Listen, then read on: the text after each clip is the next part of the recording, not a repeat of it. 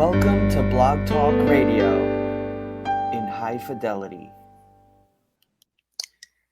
Namaste, everybody. Welcome to Nature of Reality Radio on a special Saturday, August 6th, 2016 edition, doing a Saturday show because my guest, Elena Kapulnik, needed accommodation. This is your host, Andrew Fisher, back from Bermuda, and well, I would say feeling refreshed and relaxed and rejuvenated, but unfortunately, on late Wednesday and Thursday of my vacation, it kind of got ruined because I suffered the worst Ascension symptoms ever. Maybe I could talk with Elena about why I suffered them at that time, and maybe if it makes sense as to why I got them in Bermuda. Don't get me wrong, it's a little bit of a blessing to have Ascension symptoms because it's a sign you're raising in vibrational frequency with the earth, but it kind of came at a bad time when you're trying to vacation in Bermuda. But anyway, that trip is over. I am back in the saddle and here to expose the true and false nature of reality for what it is and what it isn't. The show normally airs Wednesdays from 6 to 8 p.m. Eastern, and I will be back that next Wednesday before I'm off to Toronto for the weekend at Franco Di Nicola's retreat that's going to be going around 90 minutes from Toronto, the Toronto area. But today, again, Elena Kapulnik will be talking about things like ETs, crystals, disclosure, Reiki, secret space program, and more. Her website isn't working. I'll give her the chance to address that issue when she comes on the show. I do have two people here in the queue here, area code 206 and 604. I'm going to guess that 604 is Elena because 206 has been on for 15 minutes. They both have question marks next to their numbers. For those of you that are calling in with questions and all, I'll be taking questions at 6:15 p.m. Eastern Standard Time, which is an hour and 14 minutes from now. So please stay on the line. The people that have been on the longest will be the ones who get first dibs. But first, as usual, nobody in the chat room yet. I didn't get to upload this show, the info for it, to the Facebook page until yesterday, so it's kind of short notice for a lot of people, but hopefully people will be tuning into the chat room and all.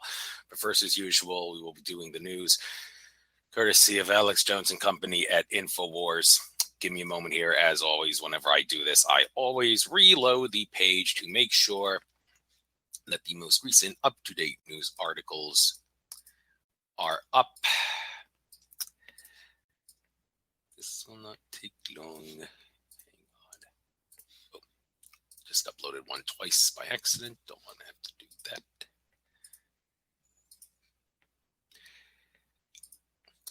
All right. First article. Trump savages Clinton on short circuit remarks. Not fit, very dangerous. Quote, there's absolutely no doubt that Crooked Hillary is a pathological liar. Donald Trump is taking Democrat opponent Hillary Clinton to task after she told a group of reporters she short-circuited when she said FBI Director James Comey characterized her remarks about her private email server as truthful. Well, of course, Hillary's a liar. She's got bad health conditions, as evidenced by that seizure she seems to have suffered during a recent interview. And, well, I said over and over, she's an Illuminati Grand Dame, reptile alien in disguise, all the rest of it. And Donald Trump, he seems to know what's going on. He wants to make America great again, as evidenced by that hat that he's wearing in this picture here on the page. Go ahead, let him say bad things about Clinton as long as they're true. It's not mudslinging, and there's a lot of bad things you can say about Hillary that are definitely true, that are worth pointing out. So give him credit for that one. All right, next article report, Trump hammered by propaganda. Washington Post launches attacks on Trump on behalf of Hillary. The Washington Post, the winner of 47 Pulitzer Prizes, the paper led by Woodward and Bernstein that broke the Watergate scandal wide open back in the 70s, is now a shell of its former self, existing as a plastic brand name catering to the panicked elite criminal class it was once trusted to expose.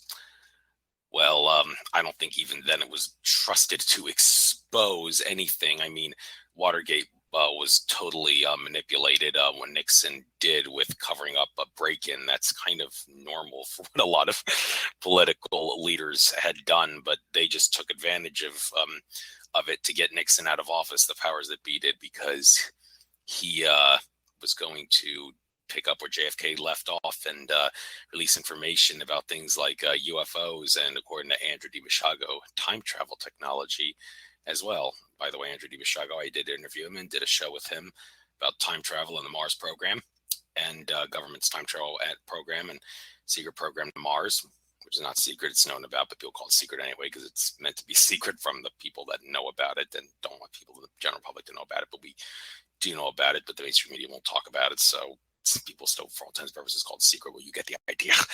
And he's running as a third-party candidate for president. Pigs will fly if he manages to win the election. But be nice if he did, though. Seemed like a pretty good guy. Although it would kind of, I think, be illegal for him to be president without surrendering his bar card because he's a lawyer. That's another story. Next article, Belgium police machete attack. A female officer attacked outside station and gunshots heard. The cop was attacked in the city of Charleroi. I don't know how to pronounce it. It's Charleroi, however you pronounce that, this afternoon by someone with a knife or machete. A pair of police officers have been attacked with a machete by a man shouting Allahu Akbar outside a police station in Belgium.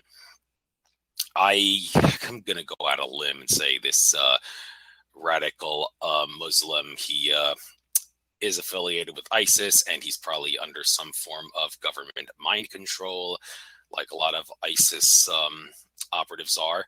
A lot of ISIS operatives are also brainwashed, think they're fighting on behalf of Allah, never realizing that they're being controlled by a New World Order force that seeks to use ISIS to further its global agenda, invade a country with ISIS, and then say we're going to be going in that country to save it from ISIS when they're the ones who let it in all along.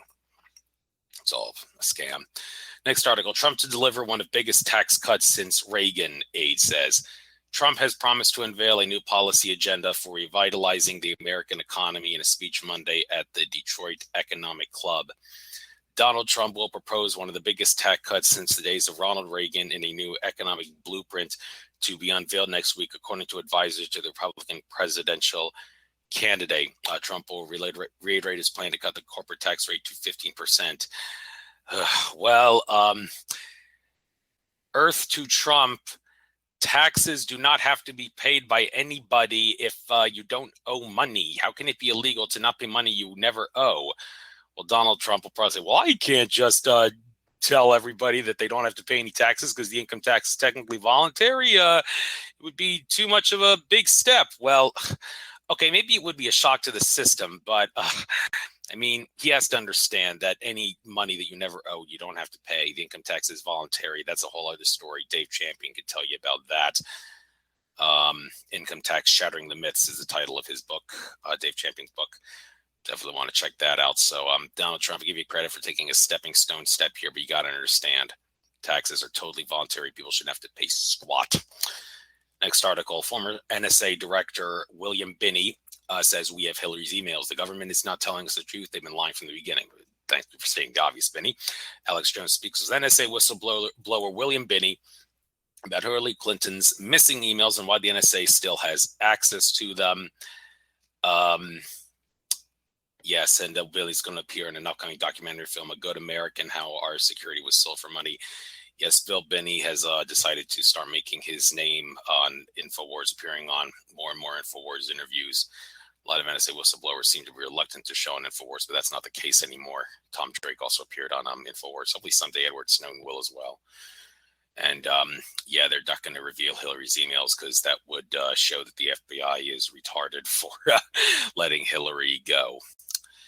Next article, President of the United States denies awareness of voter fraud. InfoWars presents overwhelming evidence of election rigging and voter fraud, something Obama claims he knows nothing about.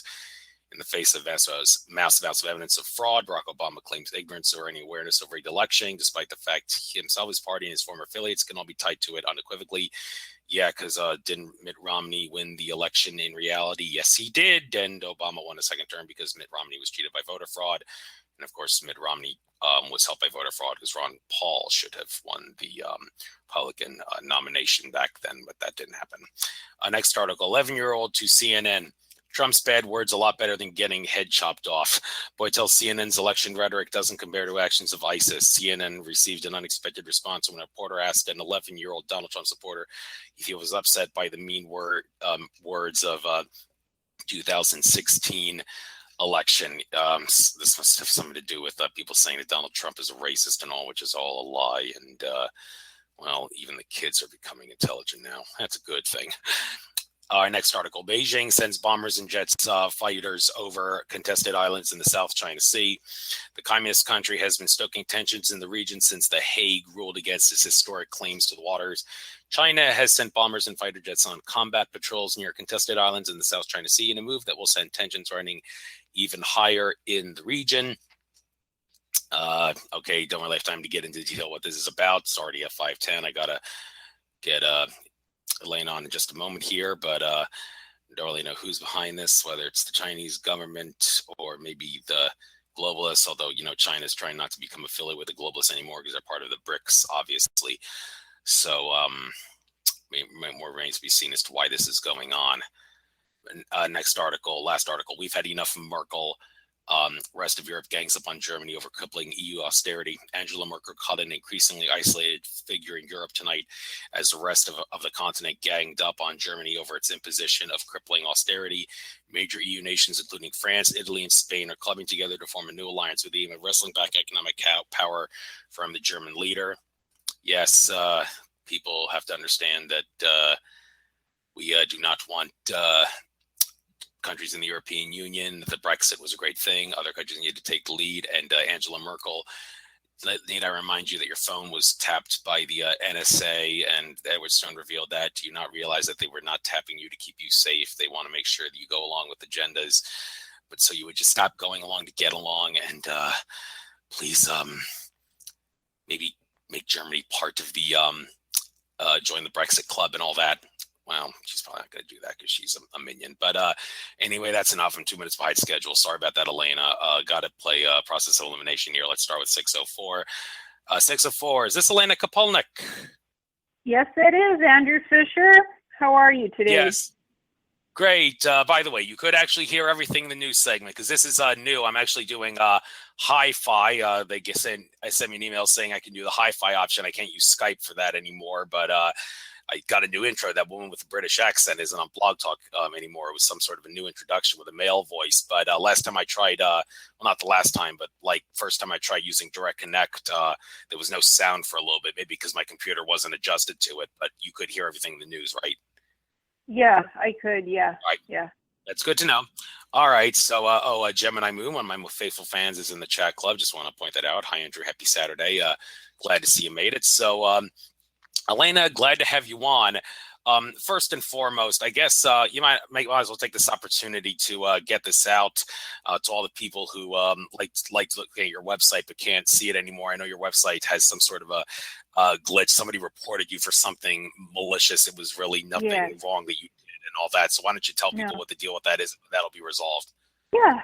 Well, the shadow people have come in, like they're shadow entities who the cabal sometimes works with. They're called the cabal, and they possessed some woman, some new author, and she filed a copyright complaint against my website. I'm not going to say who the provider is. It's not relevant. Anyway, so they filed a copyright complaint for some bogus manuscript with a publisher. I did not take anybody's work and put it on my website. From any book, from any manuscript, I did not do that. There's something about a police report that was filed against me as well. That's bogus. I contacted the publisher. They said, no, we don't have this author contracted for that manuscript. She's contracted for something else that wasn't even related to the complaint. Basically, the poor woman was possessed by the cabal and made to do heinous things to file a complaint against me, a very sloppy complaint that I countered. Hopefully I'll have my website back soon. So that's what happens. It's hosted for free. I'm not paying for the website. It's free stuff that I've been putting on for the last year and a half. A lot of stuff on the website. So when I actually put up the information about disclosure about the secret space programs and the Dark Fleet, boom. Second day, when that was posted, the website went down, completely down, for the bogus copyright complaint. I studied copyright law because I work in the information industry, so I know it pretty well, so I was able to easily counter the complaint, and with justification why this was false, a false accusation against me.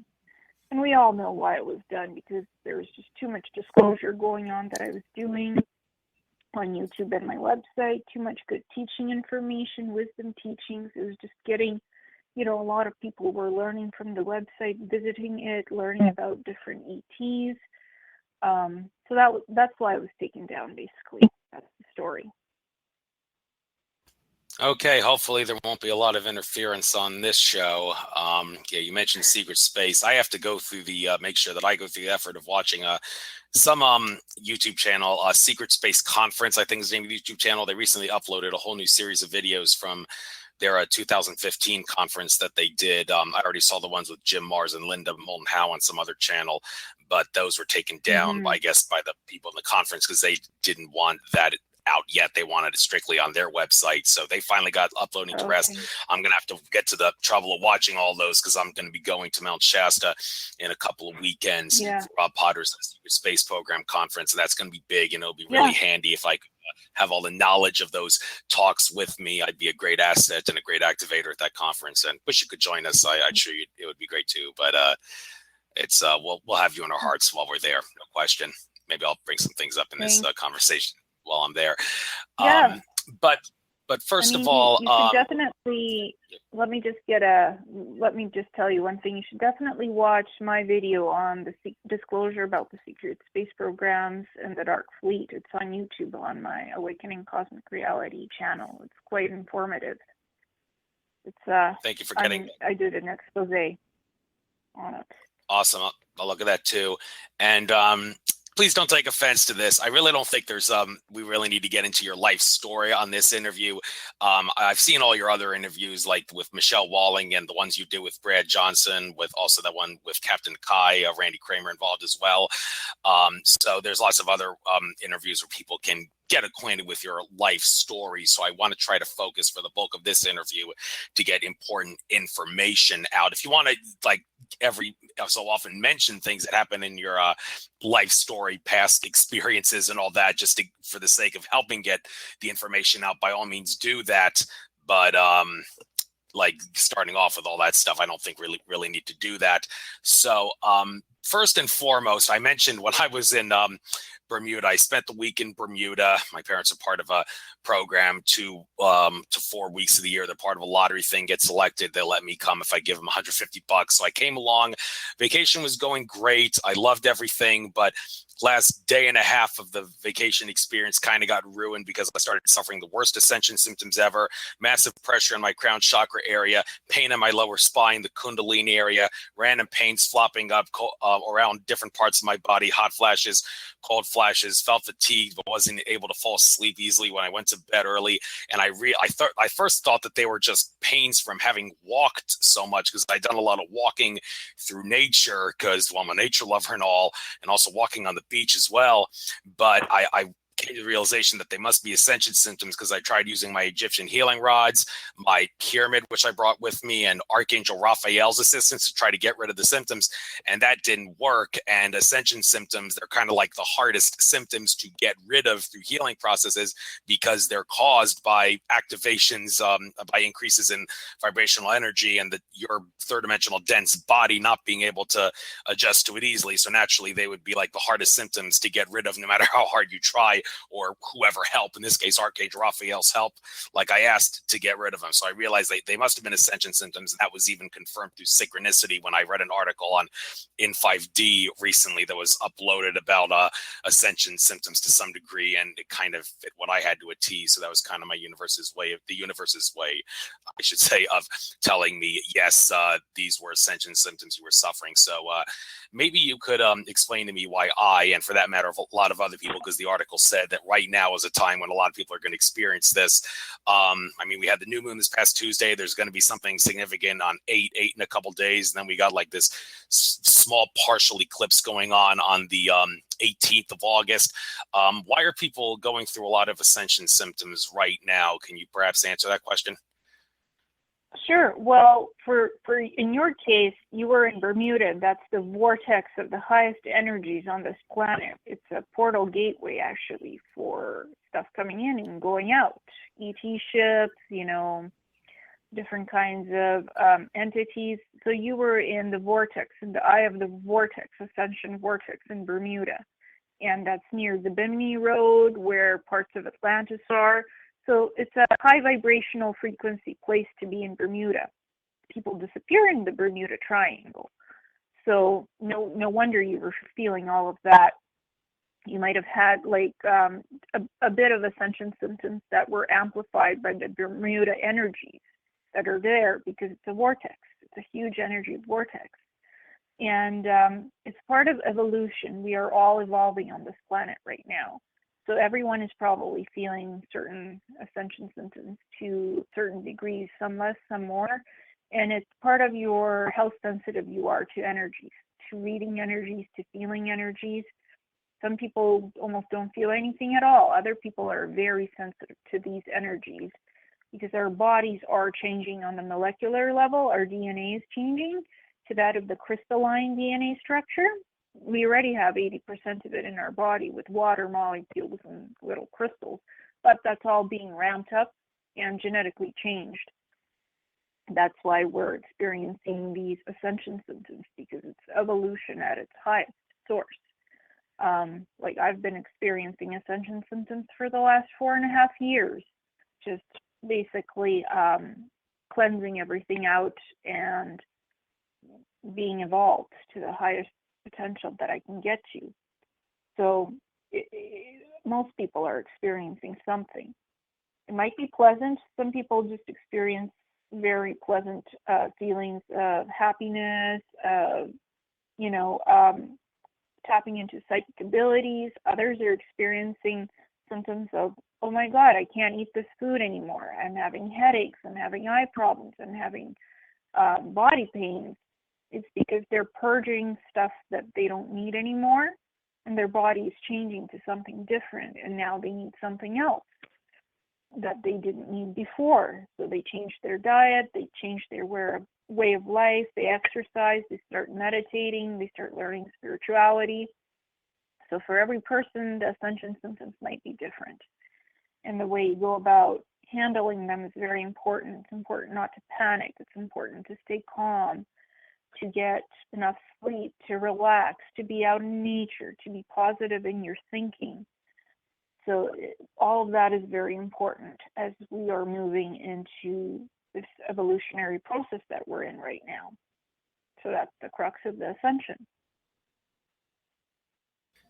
Thanks. And it always makes for good conversation whenever you bring it up. You mentioned the Bermuda Triangle thing. My understanding of what the Bermuda Triangle is, Bermuda being one tip end of the triangle, is that it's basically a scar that has been left on the earth that was created as a result of timeline incursion, and they couldn't get rid of the damage of the timeline incursion, if damage being lack of a better word.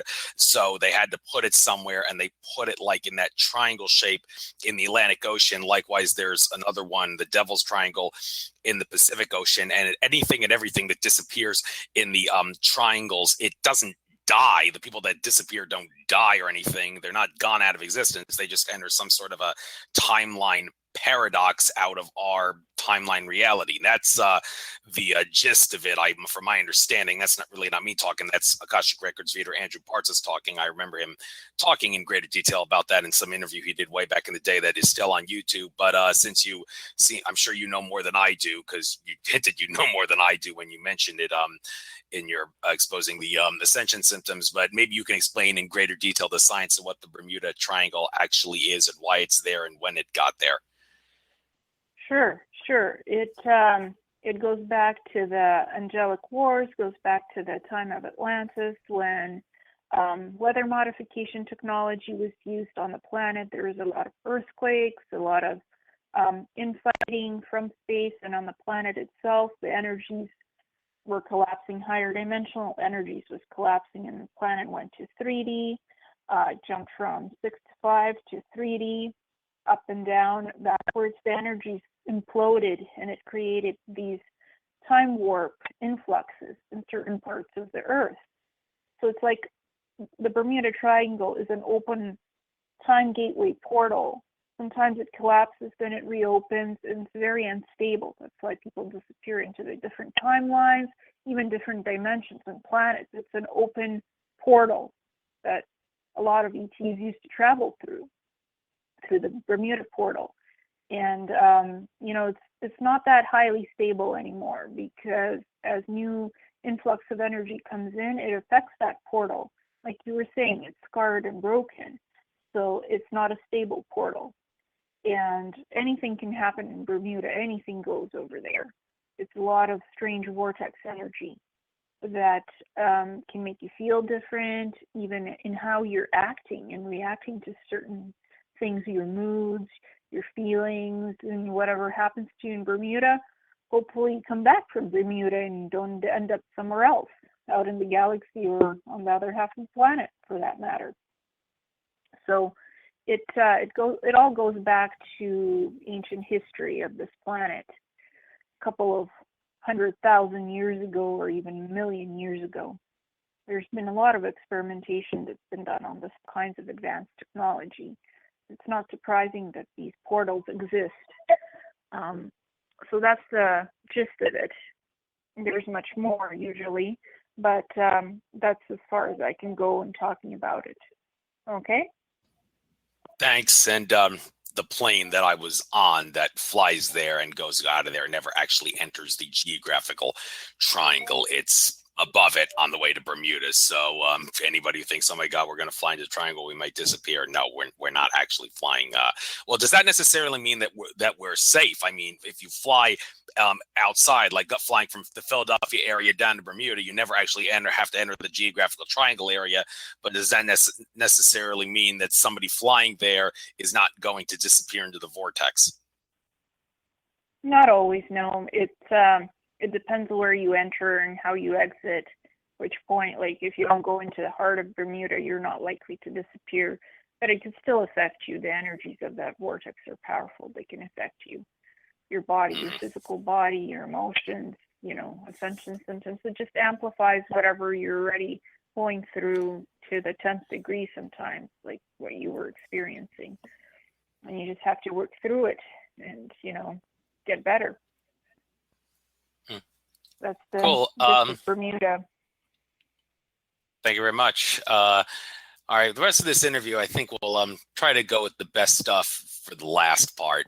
Well, I shouldn't save the best for last. Everybody's got different tastes and opinions, but I think the most far out stuff we should save for the end. That would be like ET, secret space, and that kind of stuff. So starting with like crystal healing, I keep a lot of crystals around my house. Like on each windowsill, I have crystals, got a bunch of quartz, and I have some 3 Himalayan salt lamps. I actually got one a couple days ago that's pyramid shaped that I put by my chair in front of my TV, which I don't watch much.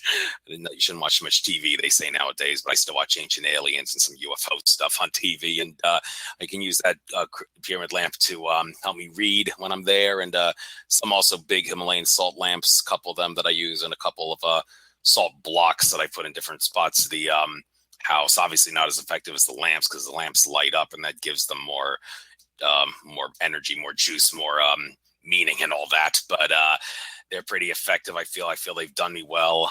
Got Egyptian healing rods with crystals in them, pyramid right in front of me that I keep in front of my computer whenever I'm at it, that's filled with a whole slew of crystals and such that I bought from John Thompson's and Primalia's site. So what kind of crystals do you use? And maybe could you give a nice little rundown of some of the most important crystals and what they do in terms of healing and activation? Sure. I use clear quartz for clearing energies and energizing my body. So I'm energetically, I don't run out of juice. I use citrine to get abundance to come to me. So I'm always financially stable and happy. Citrine is very good for that. I use black obsidian for protection because I have all kinds of, well, let's just say I coined a phrase called boom, boom, boom, there's a party in my room. So I got visitors of all kinds usually, energetic, etheric, sometimes physical. So I use black obsidian for protection around my house. I have a few pyramids, little black obsidian pyramids, and grids going around my house for protection, so I don't get nightly visitors when I don't want them. I also use amethyst and for getting rid of migraines and headaches. So those are my favorite crystals to use. I also use quartz a lot, different kinds of quartz crystals for energetically having a good vibration in my house. I use the Himalayan salt lamps for energy protection. So nothing from my electronics emits the EMF energy, that has that AI signal and stuff. So the Himalayan salt lamps clear that. That's really good for clearing. So those are my favorite crystals. And crystals are like record keepers, the clear quartz.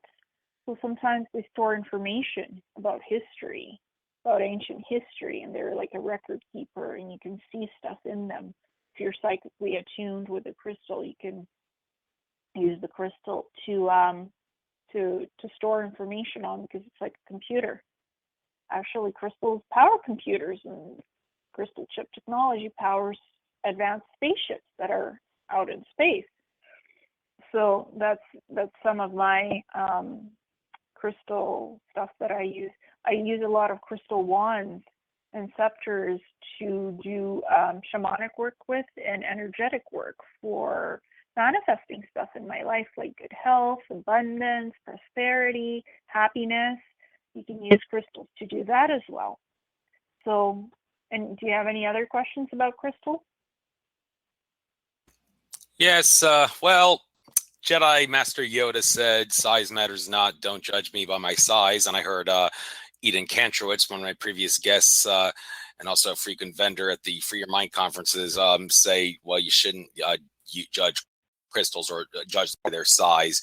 But then again, that sign runs counter to the whole idea of energy flows where tension goes. You would think the bigger the crystal, the more the energy, therefore the more oomph it's got. So can you debunk or confirm the whole idea behind the size of a crystal matters or matters not? Well, it depends on what you're using the crystal for. If you're using if you want to generate a lot of energy with a crystal for something specific, then crystal size can matter. There are large crystal generators like clear quartz that emit a lot of energy that can be harnessed. So sometimes size does matter, and other times it doesn't. You can use small crystals for healing, and they're just as effective as the bigger crystals if you're doing just healing energy work on the body, or just cleansing your home, protecting your home. You can use small crystals for that, and they're just as effective. So it really depends on what you're doing. Like the bigger crystal generators, those are used to power ships, actual ships out in space.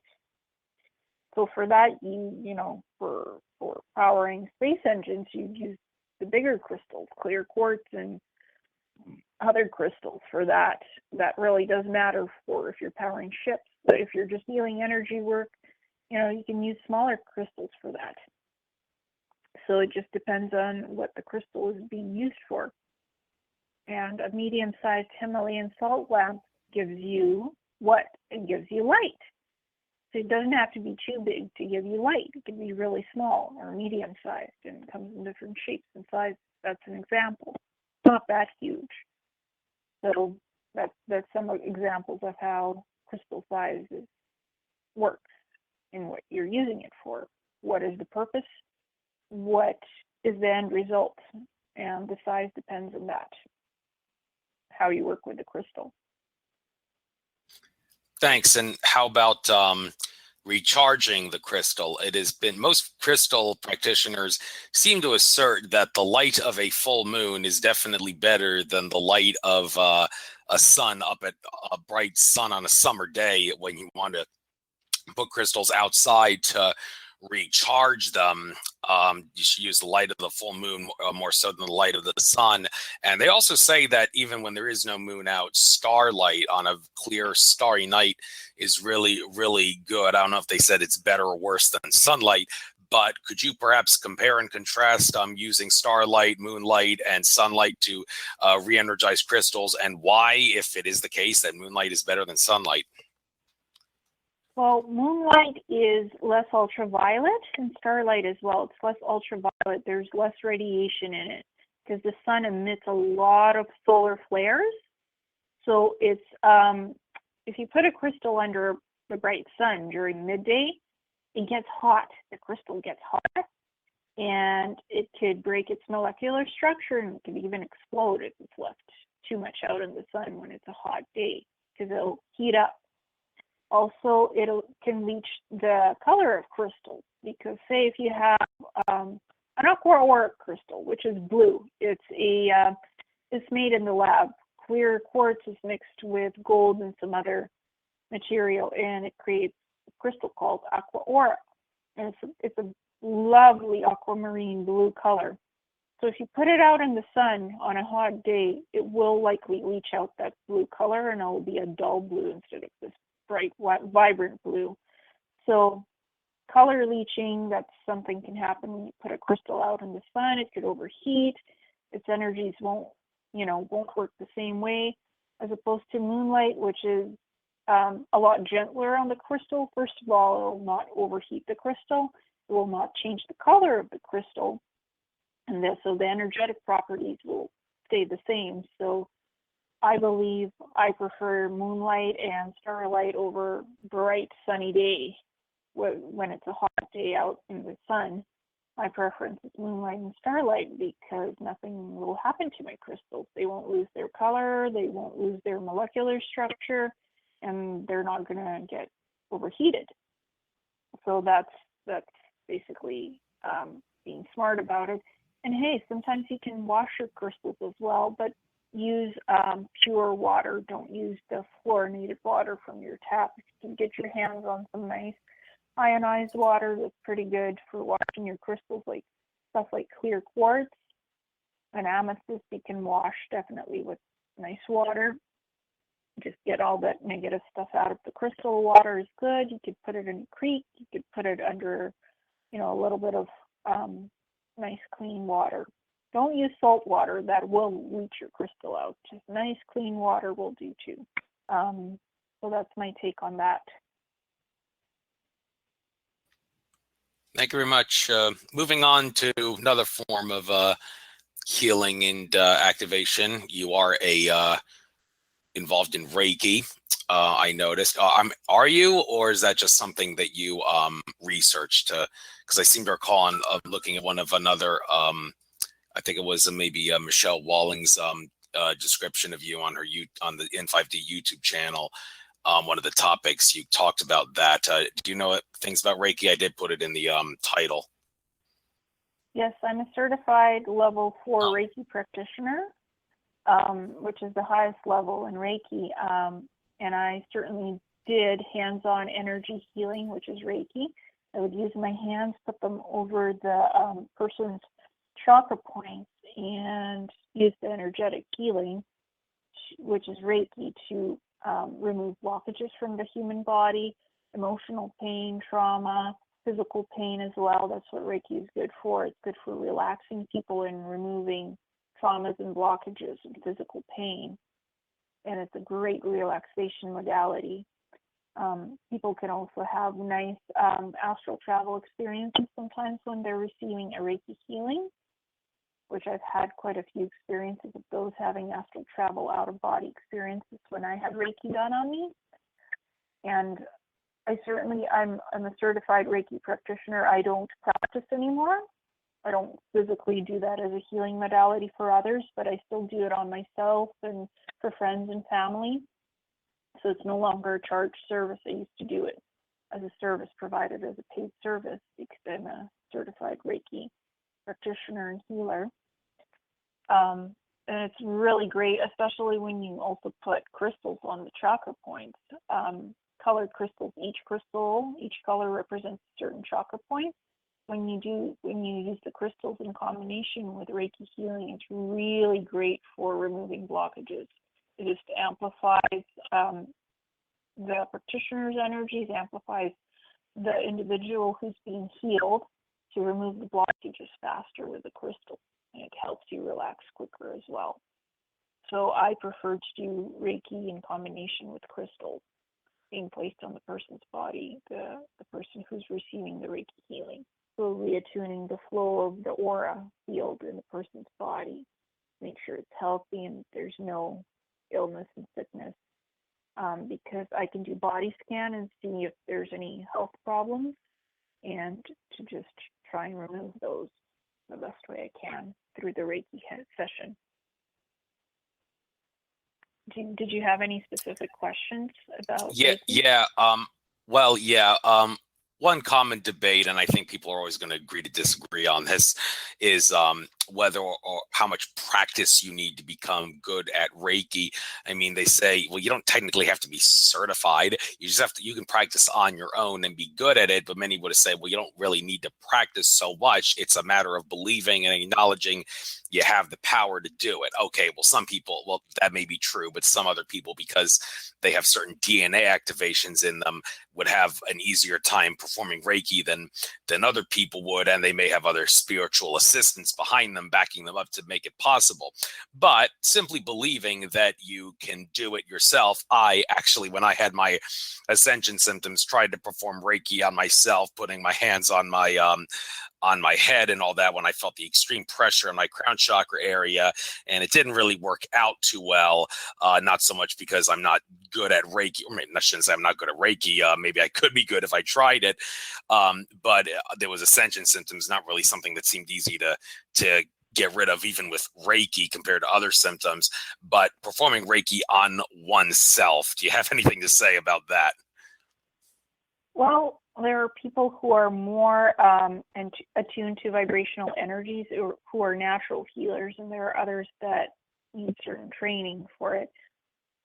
I'm a natural healer, but I took classes for Reiki training, because you have to know the positions of the chakra points and other things for where you do the hands-on healing, how much time to spend on each chakra point.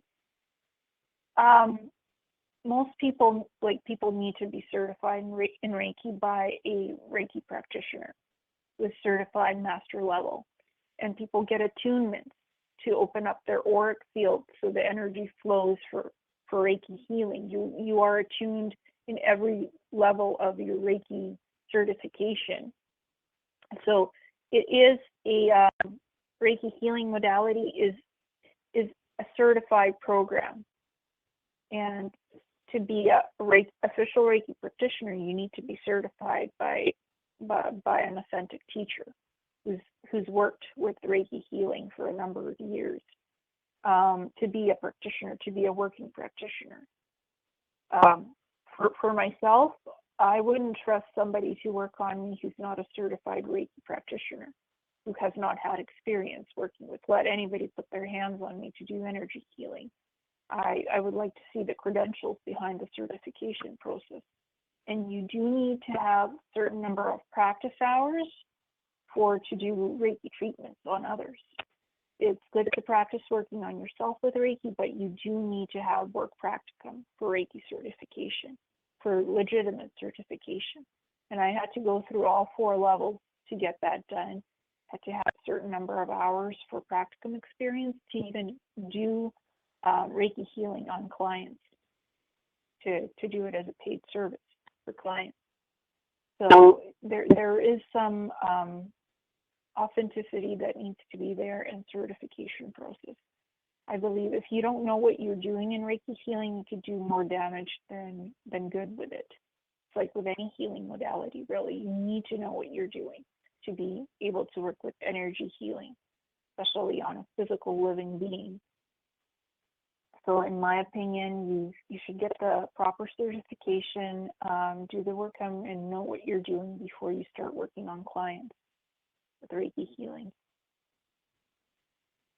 Fair enough. Okay, another form of something that you practice, Wicca or Wiccan. Well, first of all, I'd like you to explain the difference between Wicca and Wiccan, or if they're just two different words of the same thing. And for all those people that equate that word with witchcraft, could you maybe lay clear the distinction and differences between Wicca and witchcraft? Because I'm sure that the former is benevolent and the latter is malevolent, or maybe there are some exceptions here and there. So Wicca, the kind of Wicca you do, and Wicca, Wiccan, Okay. difference there, all that stuff.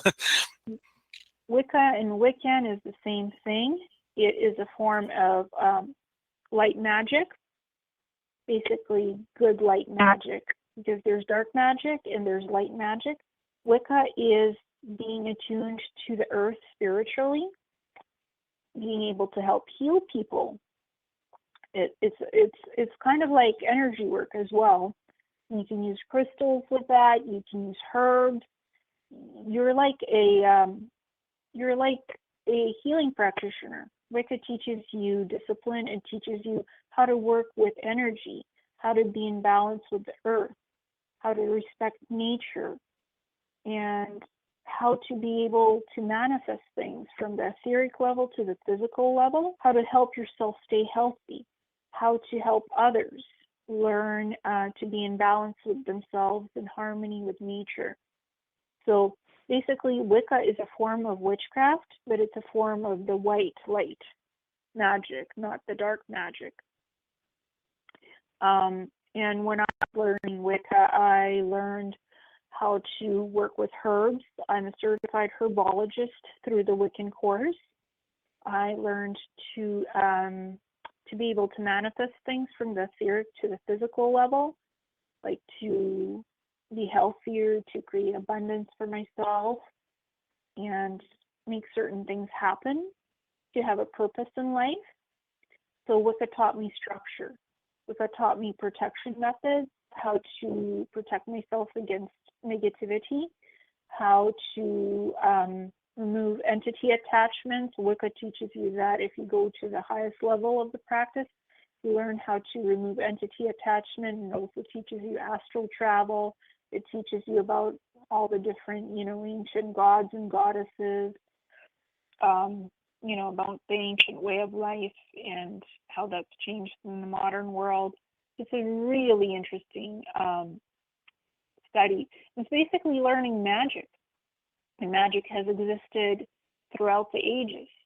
It's basically magic is a lot of being able to manifest things in your reality, being able to change your life situation from a negative to a positive, to rebalance yourself, to be in harmony with everything that is around you, within yourself and outside of yourself.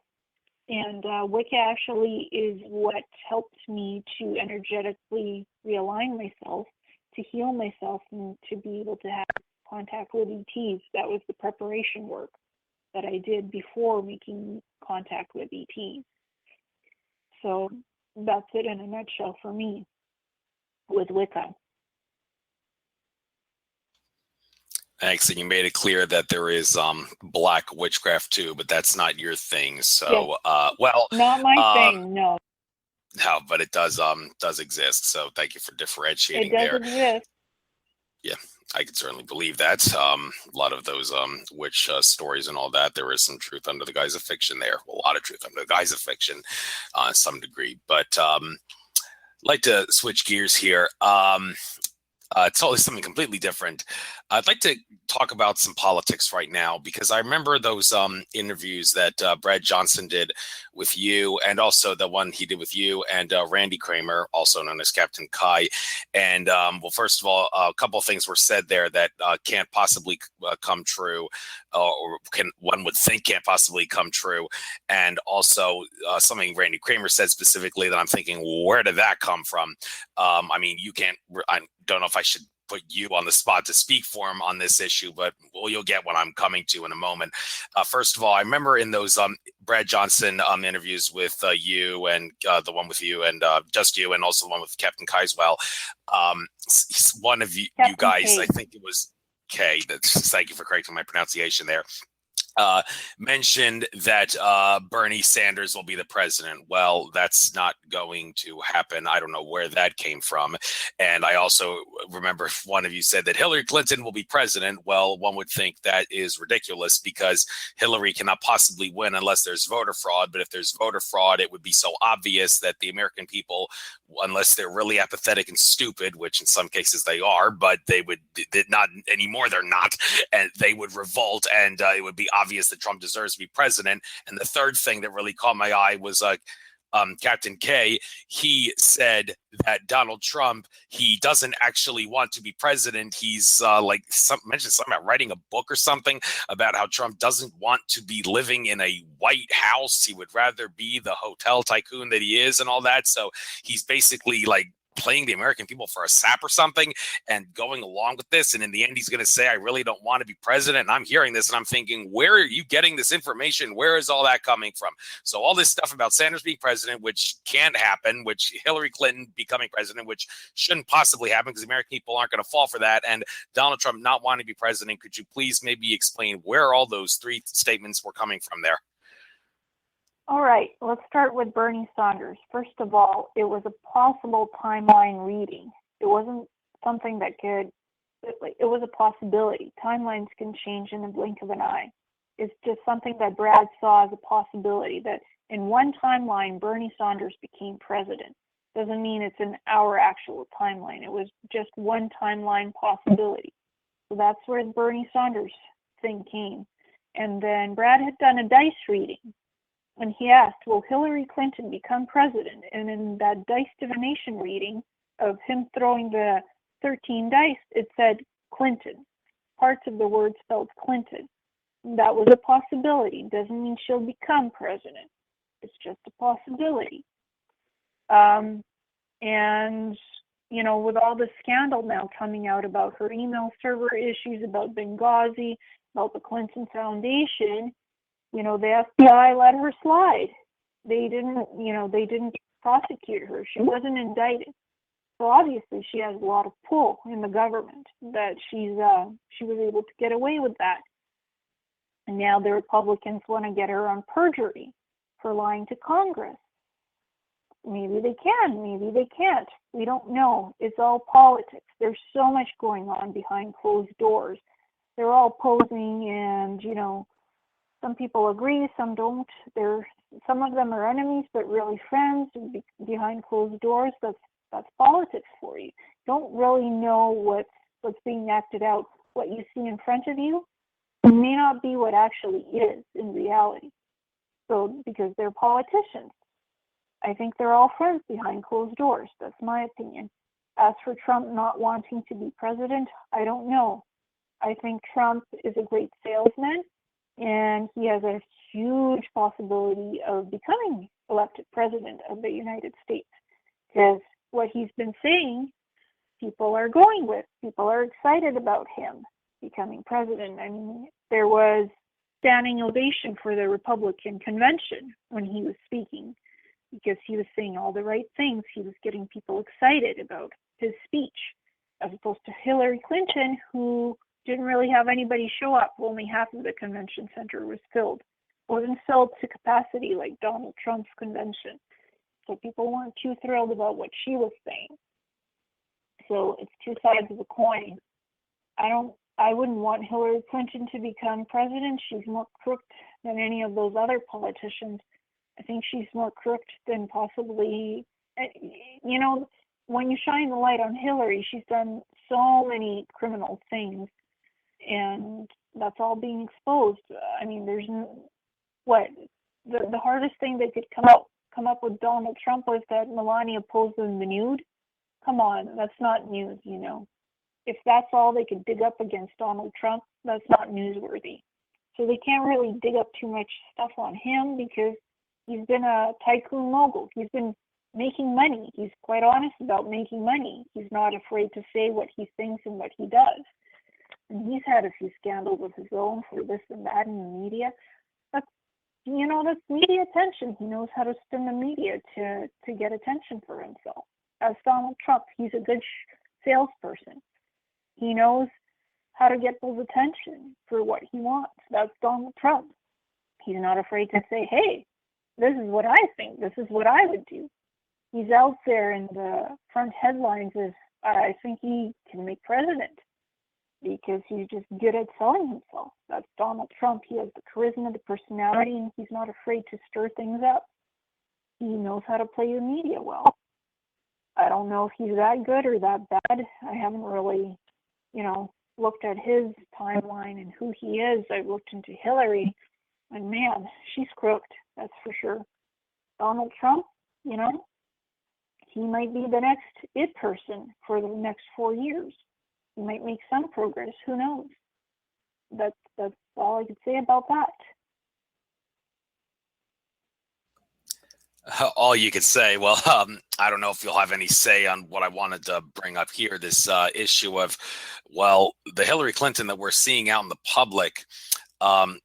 Fritz Springmeier, when I had him on the show, and also Mark Kimmel, he talked about how there's a lot of cloning going on. A lot of political and corporate leaders, they have clones, and the one that we see is not like the original true one. It's a clone. In some cases, the clone is just an empty vessel, human that's being controlled by like a remote or something, and in some cases it may be controlled by some sort of an archontic figure. Now, I remember in like David Icke's Revelations of Mother Goddess documentary back in 1999, I mentioned this many times in the news segments of my show when I mentioned Hillary Clinton, Arizona Wilder, she said that she had the opportunity when she was used as a mind control slave in satanic Illuminati ceremonies. She got a chance to see a lot of political and corporate leaders shapeshift from human to reptilian form and vice versa. And she said in the documentary, I saw Hillary Clinton before I knew she was Hillary Clinton. Now that raises the question, the Hillary Clinton that we're seeing now, is that a shapeshifting reptilian alien in disguise?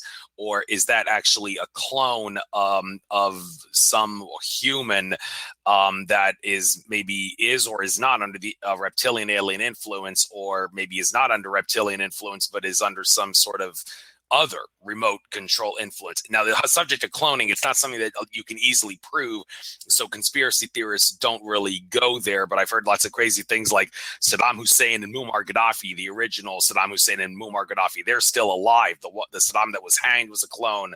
Muammar Gaddafi, the one that was killed, was a clone, and the original Michael Jackson, they say he's still alive, and he appeared as that burn victim Dave on Larry King shortly after the clone Michael Jackson, they say, died. And the reason Jackson got whiter and whiter and whiter over time was because of a deficiency in the cloning, and they first started cloning him after the 1983 Pepsi commercial accident. Again, this is not something you can easily prove, so people don't talk about it.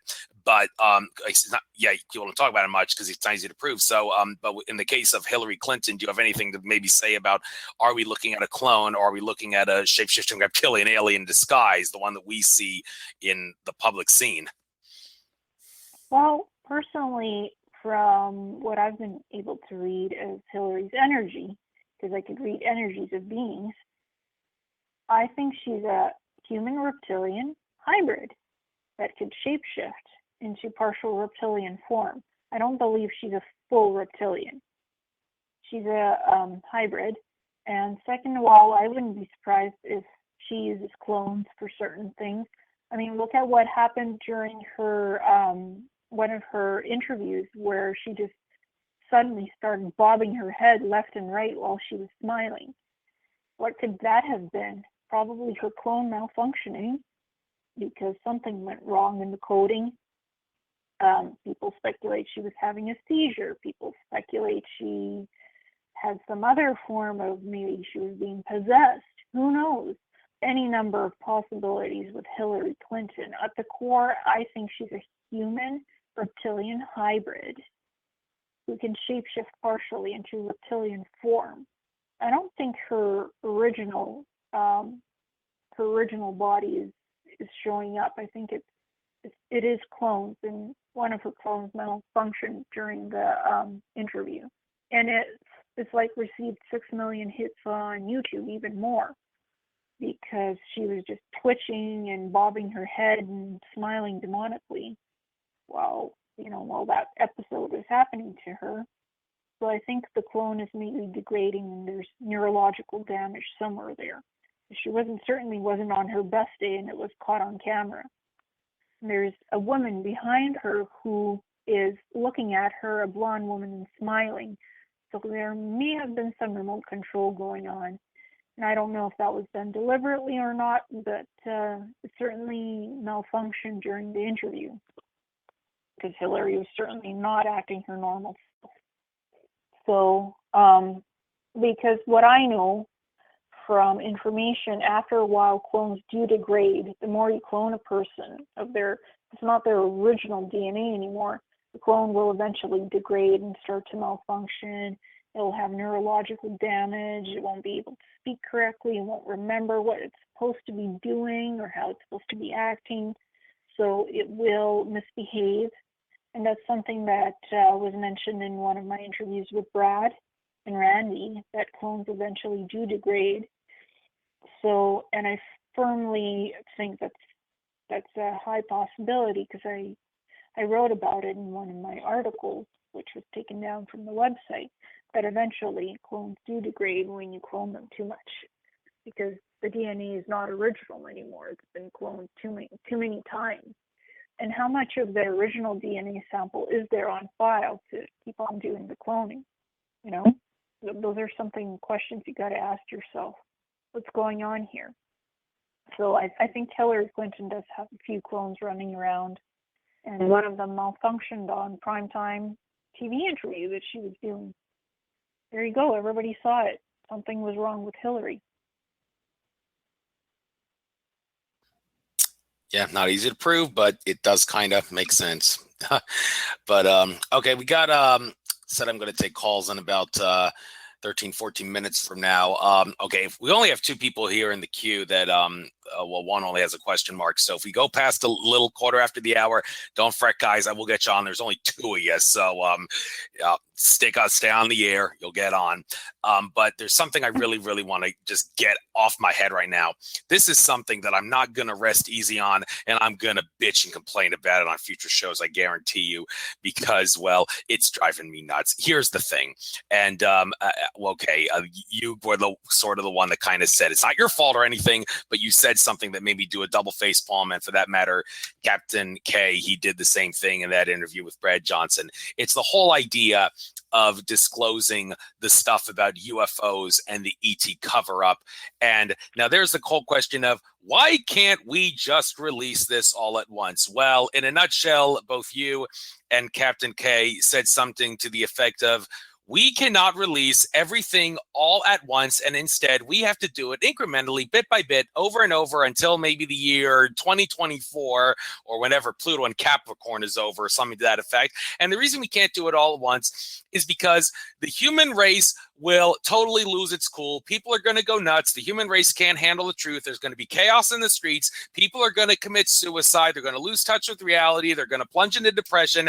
People just can't handle it. So we have to go along with that and release everything bit by bit to acclimate them. And, you know, after I heard that, I did a total double face palm, because to be honest with you, Elena, I find that excuse of we can't release everything all at once because humans can't handle the truth to be utterly ridiculous, because I have gotten sick, and I love the human race, but I hate the human race because, well, they're really paradigmatic, fearful, and stupid. And I think they need a kick in the pants, and a nice kick in the pants to wake everybody up out of their slumber and help Ascension speed up and get closer to us. And Ascension sooner than later is like, just release everything. And like, if people commit suicide because they can't handle the truth, well, so what? The whistleblowers shouldn't feel bad for that. The people that committed suicide, they got no one to blame but themselves for not being able to handle the truth. And I mean, other people, like Stephen Bissett and Reiki Solanich, when Stephen Bissett said, well, I want disclosure to happen, so I'm going to push for this whole thing with the government. When I asked him,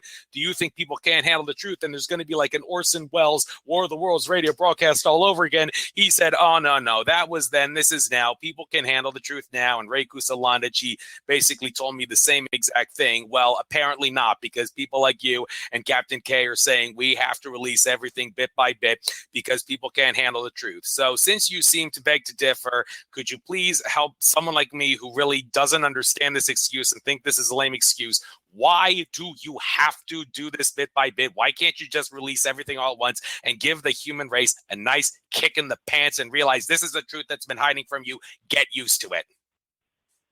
Well, me personally, I'd like a data dump that discloses everything all at once. I wouldn't be shocked by it. Nothing would happen to me because I'm living it. I know the truth. I'm living it. So I would be happy if it happened tomorrow, if everything was dumped out in reality. I'd be happy. But a lot of people wouldn't. It's not just up to me. It's the human consciousness. It's dictating what's going to happen. There's a lot of people with free will. Some of them don't want disclosures. Some of them do. It's that 50% of us want it, 50% are ignorant, don't even know about it, or halfway don't want it. It's not up to just one person to make it happen. It's the whole planet. You have to make a decision. You can't scare people. You can't. Every person believes in their own belief system, in their own reality. They live in their own little world. You can't shake up some people. Even if you disclose all of this, they might not believe it's true. They might think it's a media gimmick. Like it's the cabal. The cabal controls a lot of things. And they can spin it. Oh, that data dump was not true. It's fake. It's false. Some people will believe it, even if a data dump came out today or tomorrow. Some people would believe it. Some wouldn't. And they would just go on with the rest of their day like nothing happened. Different realities for different people. Different strokes for different folks. If a data dump came out today saying, hey, UFOs exist, aliens exist, you've all been lied to, this is not true history, this ain't how it happened, this is the history, I'd believe it. Some people wouldn't. They just go on with their day. It can be really hard to change people's minds, to remove the brainwashing, if you will. Because millions of people are just going around, they're sleepers. They're not aware of what's really going on in reality. And it might take time to convince them that the reality they live in is not what's the truth, but the other truth is the truth. So it could take time for people to assimilate the data dumps, the info, to understand what they were living in, what they're living in now, the true reality of things. You won't be able to convince all the people that this is the truth. Because to every person, the truth is something else. What's true to you might not be true to me, and vice versa. So, and these data dumps are being handled very carefully with kid gloves. The SSPs and the Cabal, the Earth Alliance, they're all fighting over what's going to be the truth, how much they'll release and when and why. It's all controlled. And it's all set to be released at certain points in time. It might all be like a bombshell, and they might dump it all on us tomorrow. They might not. It's all in their power and control. I'm disclosing what I can as I get information, as I remember what I know from the SSP Alliance, my time during that in the program, which was 60 years worth. So, I'm remembering stuff. Others are remembering stuff. Whistleblowers are, getting over the fear factor. Will I be killed for disclosing this? What will happen to me? They're getting over that too. So it's all up to us and what we want out in the public and how much will come out. Every person is their own individual. Free will is at play. You got to understand, if you want that disclosure, manifest it, make it happen, disclose what you're doing on your show, what we're doing. We're all disclosing information, bits and pieces of information that people hear and listen to and believe. Others, it takes time to understand that, process that, assimilate that, and start changing their perception of reality. So I'm ready. I hope it will come out in one data dump, because I know for a fact that the reality I'm living in is quite different than what's here. So I'm happy for it all to come out, but it's coming out in bits and pieces, drip, drip, drip. We'll see what happens. That's the best way I can put it. I have no control over what other people say and do. I want change to happen. So do I, and I think you did explain it pretty well. You did Okay. phrase it pretty well, but one thing you said that kind of stood out to me, you said, we can't scare people. Well, I'm going to take it that you're the kind of person that finds someone like Alex Jones appalling, and maybe you perhaps weren't too thrilled about my opening news segment because Alex Jones, he kind of has a reputation for scaring the living hell out of people. And however, like some of my previous guests, like John Nicholson, Citizens Committee for Restructured Government head, he was accusing Alex Jones of that, scaring people too much with not too much stuff about solutions. But I spoke in Alex Jones's defense and said, well, frankly, to be honest with you, I am not of the opinion that Alex Jones's fear mongering is as detrimental to society as you seem to think it is. For one, I firmly believe that listening to someone like Alex Jones expose stuff and rub it in your face for the sake of exposing it is not such a bad thing, because it can really wake humanity out of its slumber and help humanity overcome its fears. And again, I got back to what I said earlier. If someone commits suicide because they can't handle the truth, well, don't blame Alex Jones and other people who scare people. Blame the person who can't handle the truth for taking his own life. So I am not of the opinion that fear mongering and scaring people to get the truth out is as detrimental to society as some other people will seem to think it is. Well, I'm guessing you beg to differ to some degree because you said we can't scare people. Well, why do you beg to differ in that regard? You know, Alex Jones, I don't have an opinion of him. He's doing what he's doing. We're all doing what we can to disclose what we can and how we can. Fear mongering, to one person, fear might be this, to one person might be some, to another person might not be fear at all. Different people react in different ways. People have reactions of their own. We're all individuals. And, you know, we're trying to come together, but we're still individuals. So to you, what might be fear might not be fear to me, and vice versa. So I can't really talk on the levels of fear degree and what I think about it, because my opinion differs from yours. I can't compare one and the other. So, like I said, to one person, this might be fear. To somebody else, you might not get any reaction out of them. But they're like, okay, yeah, so what? This exists. Okay, I'm still going on with my day. It's not big, shocking news to me. So fear-mongering has its own levels and degrees. To one person might be fear, to me it might not be. So the degree of shock factor, to you it might be shock, to me it might not, and vice versa. I don't think anything or anybody can shock me because I've seen so much and experienced so much. You know, I can't even measure these things anymore because people have tried to scare me, trust me. They've tried to shut me up. They've tried to bring on so much fear energy. I've said, no, I'm shutting you down. You can't scare me. Fear is nothing to me. You cannot scare me into fearing something anymore. I'm tired of living like this. I'm not going to do it. So stop it. Each person reacts differently to events that happen, to what could happen, to what happened, and how they process that stuff. So it's hard to compare it, okay? Each person is different in how they react to things. So disclosure might make somebody afraid, might make them happy, or somewhere in between. And it's a drip right now and might skyrocket to, hey, full disclosure right now. We're all making decisions right now that are impacting us as a community and impacting the planet.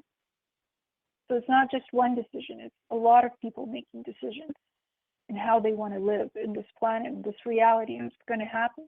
Are we going to ascend? Are we going to evolve? It's up to us. We're making this decision. You want it? I want it? Great. We're putting that out into the collective. All people want something, and they all have their agenda. So you can't just say it's fear for all or fear for one. It's different reactions, different strokes for different folks. That's the best way I can put it. Fair enough. You put it pretty well. You put everything pretty well. You obviously aren't. And no, that's I don't a good dish out on other people. Yeah, I'm pretty neutral in my stance and my opinions. My opinions are my own, and I can describe it the best I can. Thank you very much. And with that being said, without further ado, I guess I'll start taking calls now. I also have a question in the chat room, but I'll take that after the calls. So first, we had some other people in the queue, but for some reason they hung up and haven't tried to call back in. So area code 814, you are on the air. What's your name? Where are you from? What's your question? Hello, this is Greg from Pennsylvania. How you doing, Greg? Good. And I was thinking, for us to receive more of that knowledge, I think a lot of there has to be a whole restructuring of everything from, our spiritual institutions to the educational system. I think we need a big catcher's mitt. And right now, we don't have it. And, just to add to that, I know whenever something's going on, in the town that I live, or we had a few arsons not that long ago and different things like that. But things like that, it just puts a lot of negative energy in the atmosphere, and it takes a lot of time to clear. So I guess one of my questions would be, is the more that gets said, even if you have people that are fairly spiritually evolved, I mean, what are the chances they're going to clear that energy without being dragged down themselves? Well, sometimes it does drain people when they're clearing energy out of rooms, negativity out of the planetary system. It can drain people, and it takes time to recharge that energy to keep up the positive vibes. All of us feel up and down sometimes. Even for the light workers, the energy workers, we're trying to keep the stability on this planet to prevent disasters, man-made disasters by the cabal, by the Illuminati. Sometimes you get hit with so much negativity, you're just trying to stay afloat and clear it and hope for a better day, hope for a better tomorrow. So sometimes it is draining to clear the energies. You're right about that. And what you're noticing happening, the cabal and the Illuminati they're putting out their worst for the public to create more negativity. Just have to keep on thinking positive. Just keep the good energies up, even if you're feeling like crap. Keep the goodness going. Yeah. Keep it up. Keep the positivity and the light. Be positive. Be happy. They're throwing all they can at us, at the human race, to keep feeding off of the negativity. But we got to turn the negative into a positive. Try our best. Do our best in what we can to help each other to keep the harmony going, despite what's being thrown at us and whatever's happening. Okay, thank you. You're welcome. Thank you for calling in, Greg. Call in anytime. Great question, too. Take care now. Namaste. All right. Last but not least in the queue, area code 469. You were on the air. What's your name? Where are you from? What's your question? Or are you just listening? 469. Going once. Going twice. I apologize. I'm sorry. I'm just listening for now. It's very interesting and very connecting. So I'm just going to mute myself again and just continue to listen if that's okay. Oh, no problem. Okay. As they say in Japan, sayonara. Take care now. Okay. All right. So back to the no, wait, excuse me. Sir Cherry in the chat room wants to know about diamond children, indigo children, crystal children. They are here too. What about them? Diamond children. That's kind of, haven't heard that term in a long time, if ever.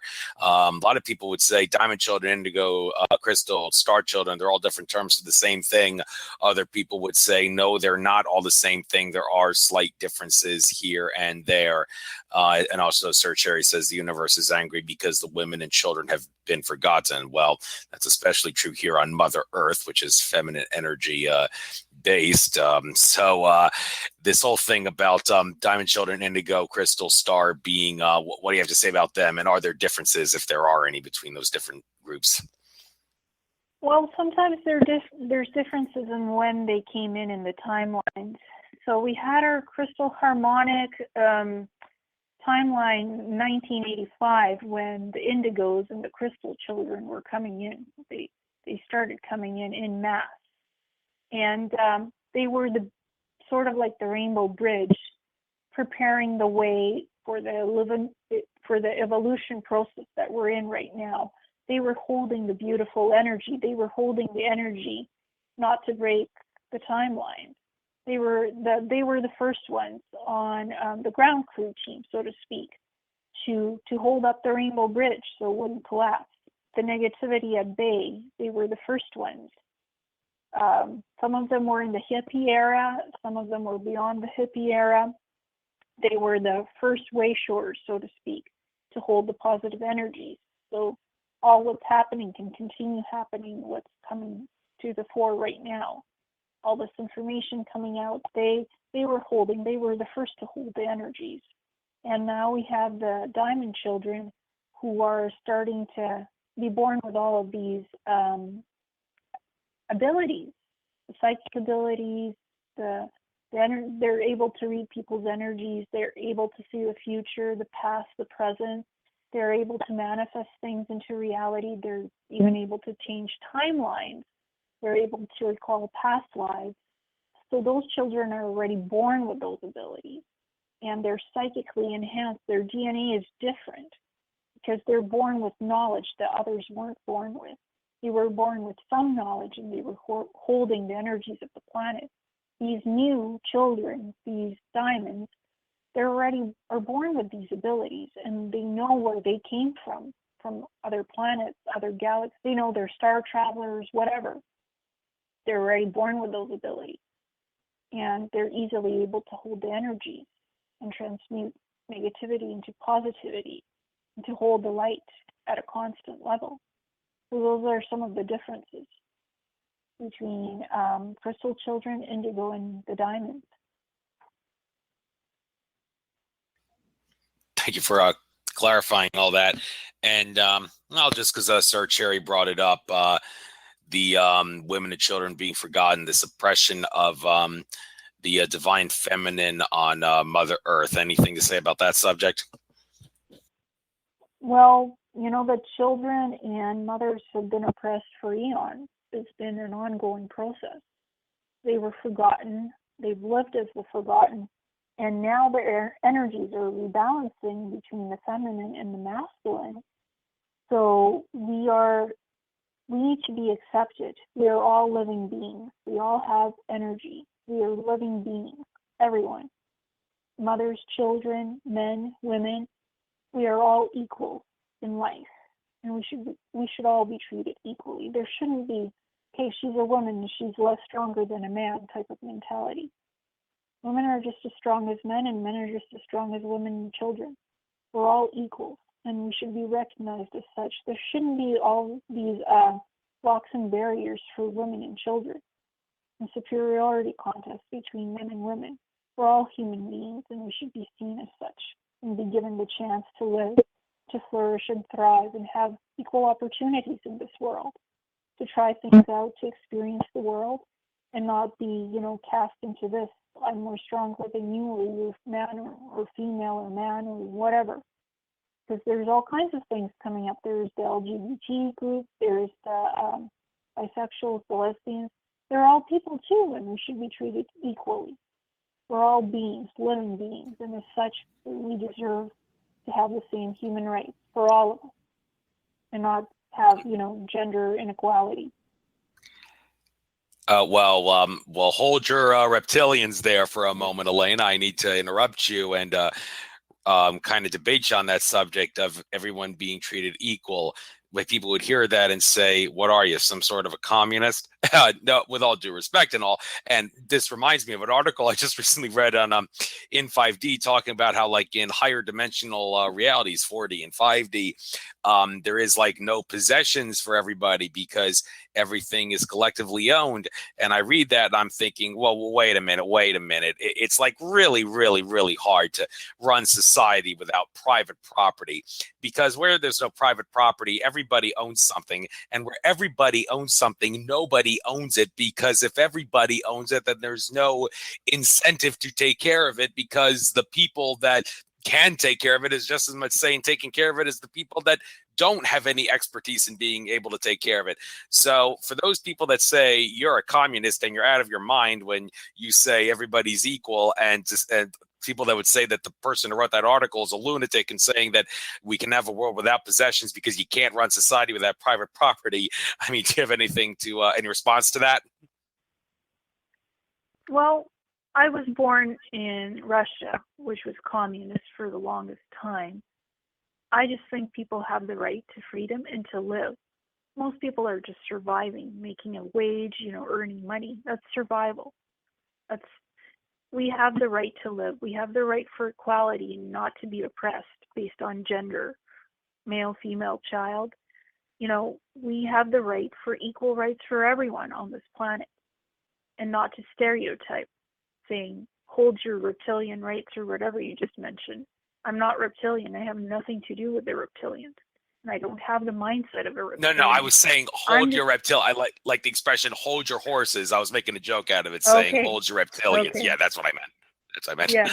Well, I misinterpreted that. And there's ways of seeing and thinking and believing. We all have the right to equal freedom on this world. That's my opinion. I think everybody should be treated fairly and given opportunities on the planet. I don't care what gender you are. I don't care what race you are. That doesn't matter to me. I see everyone as people that should have the equal opportunity for freedom and to try what they need to try and to experience on this planet. Money for me is just paper. Possessions to me are just material goods that we're all living with because that's what we were taught to live with. The social stereotype. Hey, there's Ubuntu. If you want to do Ubuntu, you should be able to be given a chance to try that. Live without money. Fair trade and barter. Try it if you want to.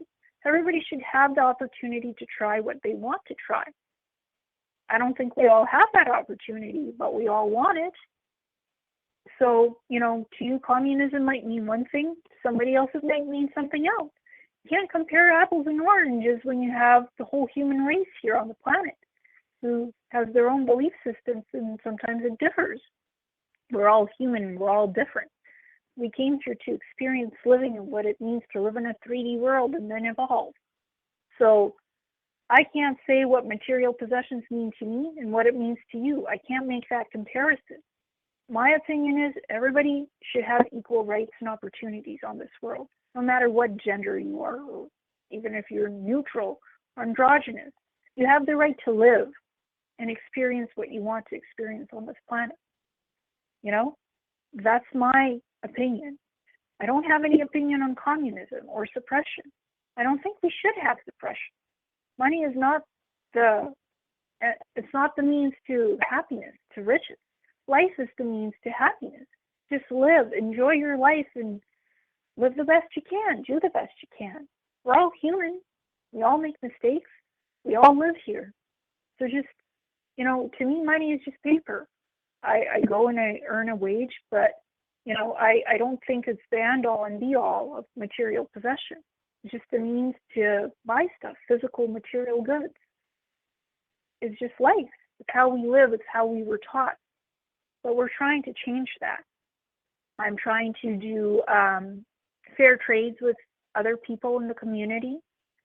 That does not involve money. It just involves my time volunteering and stuff and doing something that interests me.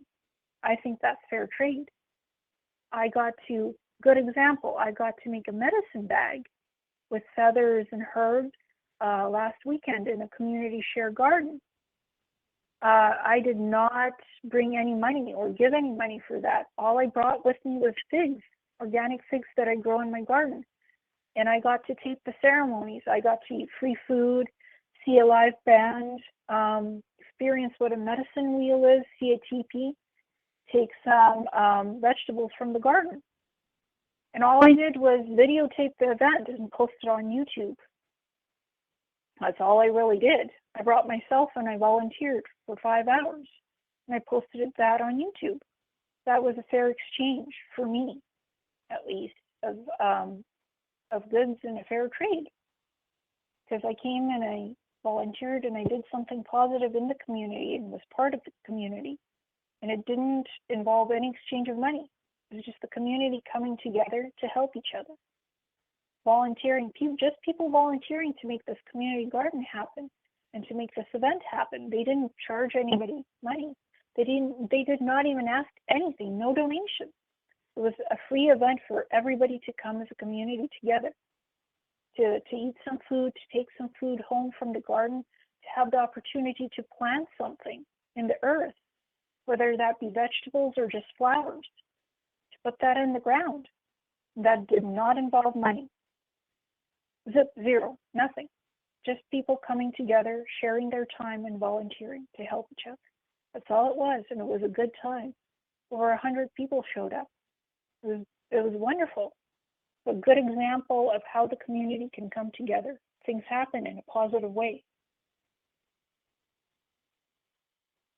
Yeah, and you mentioned no money being involved. That reminds a lot of people.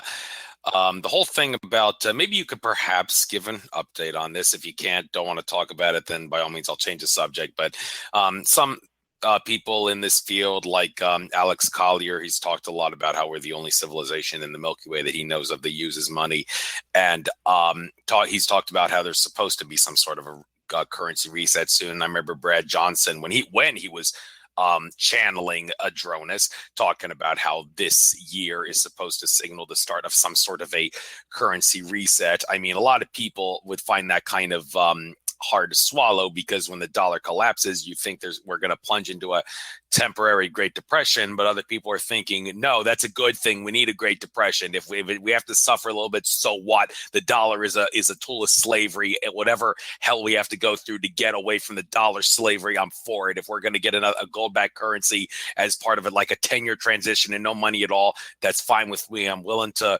ride the horse till it falls down dead, going through all the trouble when the dollar collapses, just so we'll eventually be able to go through no money at all. So do you have anything to say about any updates to give on this currency reset that some people are actually hoping will happen in regards to the dollar collapsing and all?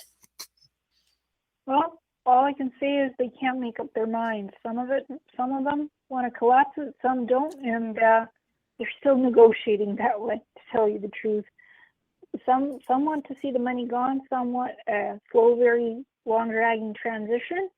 At this point, I think anything goes. Anything could happen. It's a wild card. You know, it's like, good example, the Wild Wild West. We're in the Wild Wild West. Anything can happen. They could collapse the dollar. They could collapse all money and say, hey, we don't have paper anymore. It's all credit card now. It's all online, digital. You can't touch the physical no more. It's all digital. They could make it that way. They could make it 100 different ways. You know, I think they're going to try to have some system that's backed up by gold, you know, because people are used to money. We've been living with money for eons. It's been here since Babylon. That's where it all originated, from Babylon. And trying to do something different is a bunty. It's like invest a little bit in here and make it self-sustaining, so you don't need money anymore to run that. It's about changing a rhetoric, about changing a lifestyle. I would certainly hope that money goes away at some point, so we don't have to worry about it. It doesn't dictate our lives. We don't worry how much is in the bank today and if it's gone tomorrow. Personally, I don't keep much in the bank because I know it could go bye-bye any day now and they can take my money. So I don't keep money in the bank. I don't have much in the bank. I look like a poor pauper. So, because I don't trust the system. I know it could collapse any day now, so my money is not in the bank. That's my reality, and I don't worry about it. But collapse is wonderful. We need change. We should have change. I don't worry about money anymore. You know, it's not my main priority in life. I just live every day that I live, that I enjoy my life, that I enjoy nature, that I enjoy my hobbies.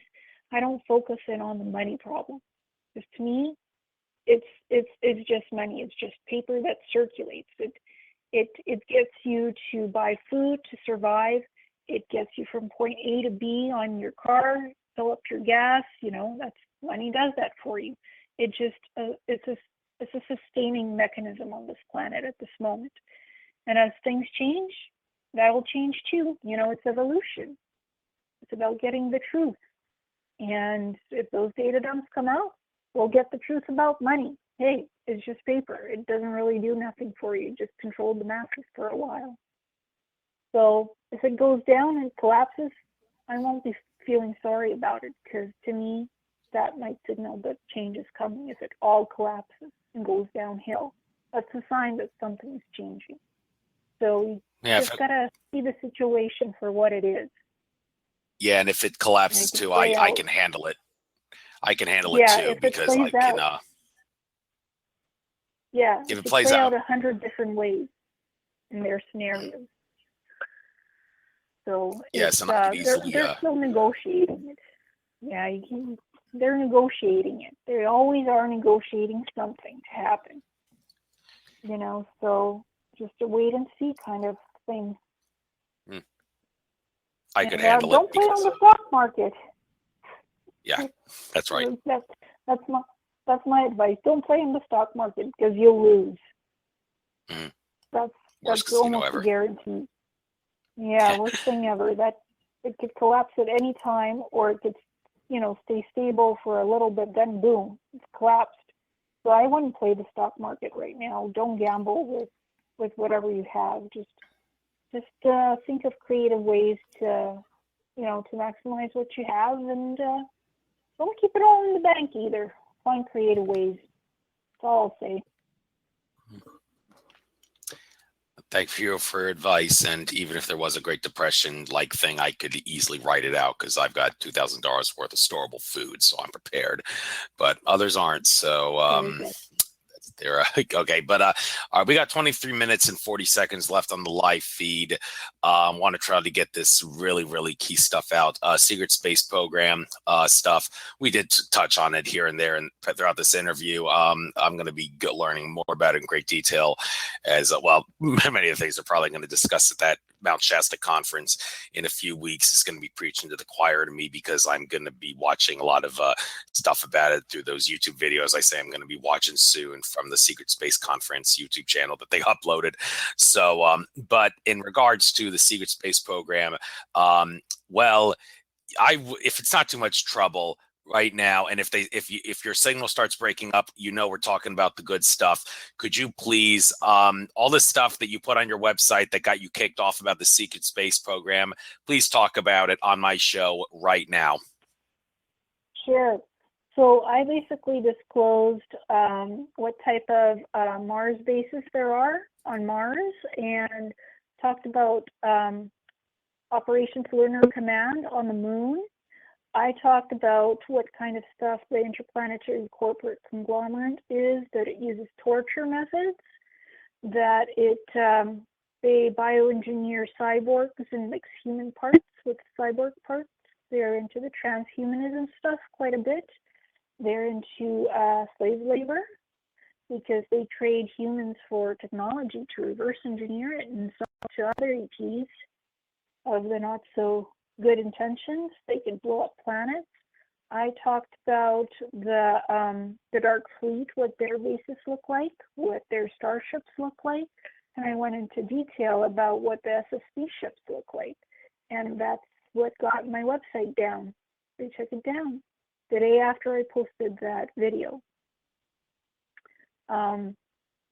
I guess they didn't want all of their secrets out all in one video, the best that I could. So I did an expose on them, basically, outing their dirtiest secrets in a YouTube video, in a presentation with music. It was a simple presentation with music. And it went live and the website went dead. Goodbye. And some bogus copyright complaints. That's it in a nutshell of what I did. And I've released other videos on YouTube about my experiences with the SSB and what I did for those 60 years in the service before I was age regressed back to the age of 15. I was a linguist, so I did a lot of language translation. I participated in many confederation meetings with humanoid-looking ETs. I translated all that information into language subtext databases that were encrypted in the SSD microcomputers, and it's all encrypted, classified. I was also a aeronautics specialist. I used to build starships, and I was also an information technologist, gathering all kinds of classified information and storing it on the SSD databases. I'd gain information about ETs, about other SSD programs. I would do some spying as well. So that's basically, in a nutshell, what I did for those 60 years in the SSD program. And I have mid-level up to higher level access to all of this info. And I was brainwaved, so I didn't remember any of this stuff until last year. And then I started disclosing it because I feel the public should know what's going on, that there's all this secret stuff going on in space and what they're doing. I don't think it should be secret anymore. People have the right to know our truth. And sometimes disclosing all of that gets me in trouble. There was a shooting near my house 2 days ago, and there was a police chopper circling around, then a military aircraft circled around about 23 times around my house. None of this was recorded in the newspaper, of course, but the fact that it happened near my house is quite a bit shocking. That stuff never happens to me usually. And it started happening around the time that I started disclosing some of the more sinister stuff about the ICC and the Dark Fleet. So I've been getting barraged by negative greetings, as they call them in this business, and just dealing with all that stuff, because I believe people should know the truth and they have the right to it. And people were visiting my website. They were looking at all these articles and presentations. They're learning about Ascension symptoms. They're learning about spirituality. Their website is not just a whistleblowing place to talk about the SSB and the ICC and the Dark Fleet. It's also about wisdom teachings and helping people with a lot of different stuff, and sharing my artwork as well. So it was a community hub, so to speak, and it was taken down. So when people are asking, where is it? What happened to it? And I'm just keeping quiet for now, hoping the site will come back, because I did everything I could in terms of that. I have similarities in the info. Talked about medical pods and how that technology works. It could reverse aging. It could reverse different diseases. It could wipe out cancer in 1 minute, or it could brain wipe you as well if it's put into the wrong hands. Healing technology, these medical pods, they're amazing technology. It could be used for good or evil, to heal people, to regenerate body parts. That's being done off-world. Curing diseases that we have down on Earth, they've been cured elsewhere, off-world, off-site. It's amazing the technology that's there. Hey, we have starships that are powered by crystal technology. They're powered by warp drives, plasma coils. We have Star Trek already out there in space. Outside of Earth, we're just living in 19th century technology using that. There's so much stuff that's going on beyond our world. Hey, they've left the solar system. They've traveled outside the solar system to other galaxies. Of these spaceships that ICC has, they're capable of going beyond the speed of light. They have that technology. They can reverse the aging process. So they have some medication. They'll give you some drugs and you'll live for 1,200 years. They have that. They've done that. It's been done since the 1920s and onwards. It's amazing what we have and don't know what we have right now. That's, we're living the fiction. Fiction is no longer fiction. It's reality somewhere above our heads, above the planet. There's bases on the moon. There's bases on Mars. Humans are already living there. They already have colonies, thriving colonies, not just bases. There's cities. There's domed cities on Mars, not just a little military base. They have huge colonies there.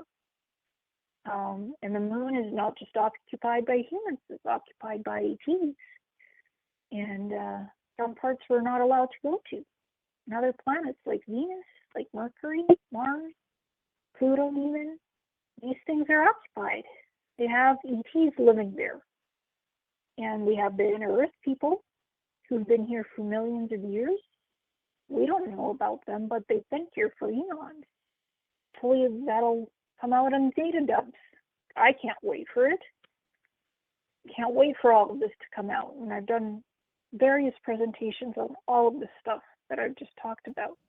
It's all out there on YouTube. Elena, yeah, thanks. Hold that thought for I just want to let you know there's a thunderstorm moving through my area. Hopefully I won't lose power, but if you can all of a sudden hear me speaking, that's only because my computer lost power. So hopefully that won't happen in the 14 minutes and 45 seconds we have left on the live feed. But if we lose power, chances are we'll just have to end the show at that point. So Okay. Since there's only 14 and a half minutes left on the live feed, we can go a little past 7 if you want to finish a thought or something. It's just that people would have to call in 646-478-4747 if they want to hear that. But let's try to keep this to a 2-hour show. Last thing, you are an ET contactee and star traveler. I really wanted to get this stuff in. So which ET contact races do you contact with and travel with? Well, I've had contact with the Andromeda Council. I've had contact with numerous Pleiadian races. Heck, I've had contact with the Draco too. I've talked to the Queen Elizabeth. That was eye-opening, condescending and eye-opening, interesting conversation. I've talked to the Zarian race. I've talked to exotic races that most people don't even know about. I've even met some of the sphere beings recently. That was interesting information. Apparently they come from what's called the avian, the blue avians. They come from the Azurite Council. They have a 48-stranded DNA, and they're here karmically to help us regain our 12-stranded DNA. They were part of the Regenesis program 250 billion years ago, and so they're back to assist the human race with our evolutionary process.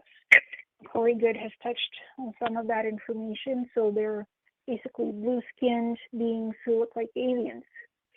They have some bird characteristics. So I was lucky enough to meet one of them and speak to them to find out more about their race and where they come from.